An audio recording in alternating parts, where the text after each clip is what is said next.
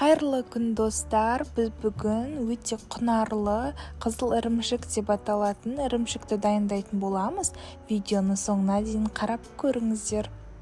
Ең алдымен қазанымыздың ішіне 3 литр сүтімізді құямыз да бетін жауып қайнағанша күтеміз. Сүтіміз қайнайын деп бастағанда осылай бетіне көпіршіктер шығып, қаймағы бетіне шыға бастайды. Содан соң үстіне айранды құйып, жақсылап араластырамыз. Айранды құйғаннан соң осылай бірден араластырып бастаймыз. Біздің сүтіміз жайлап ірей бастайды. Қарап отырсаңыздар, аз уақыттың ішінде сары суы бөлініп шығады.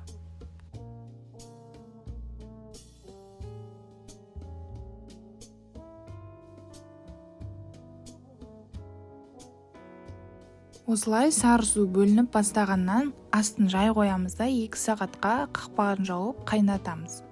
Құрметті көрермендер, маған қолдау білдіріп, маған тіркеліп, осы видеоның астына лайк басып және комментарий бөліміне алдағы уақытта қандай рецепттер күтесіздер, соны жаза отырыңыздар. Арада 2 сағат өткеннен кейін біздің сүтіміз осылай қоңырқай түске енеді.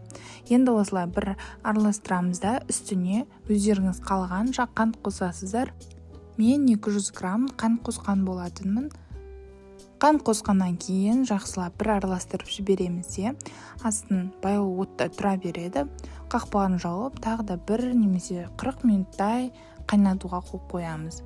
Міне осындай болып қоп-қоңыр болғаннан кейін осындай марлеге қоятын боламыз. Қалған сары сулары болса ағып кетуі керек. Мен қызыл ірімшікті бірінші рет жасап жатқандықтан оттың астын кішкене қатты қойыппын. Негізі жай отта қайнату керек екен. Менің қызыл ірімшігім кішкене ғана қатты болып қалды. Астын қатты қойғандықтан сіздер жай отта қайнатыңыздар.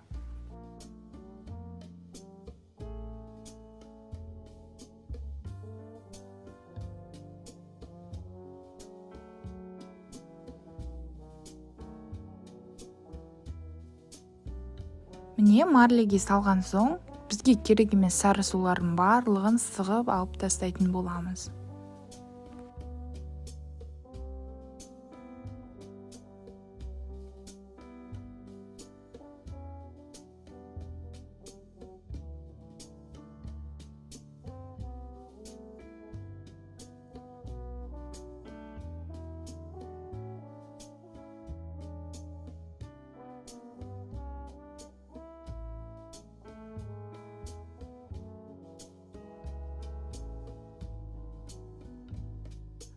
Содан соң осылай үстіне ауыр затты қойып бастырып қойсаңыздар болады, немесе тоңазытқышқа салып қойсаңыздар да болады. Мен тоңазытқышқа 1 сағаттай салып алдым. Міне біздің осымен қызыл ірімшігіміз дайын болды. Міндетті түрде жасап көріңіздер. Өте пайдалы, құнарлы тағам болып есептеледі. Өте дәмді шықты, маған қатты ұнайды осы қызыл ірімшік. Бұл қызыл ірімшікке әсіресе қолдың сүтін қолданса өте пайдалы, ешқандай да химиясыз пайдалы жолмен алынады десем де болады.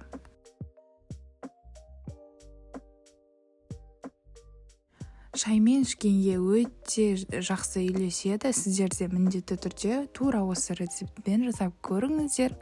Астарыңыз дәмді болсын. Маған қолдау білдіріп, тіркеліп, лайк басып, комментарий бөліміне өз ойларыңызды қалдырып отырыңыздар.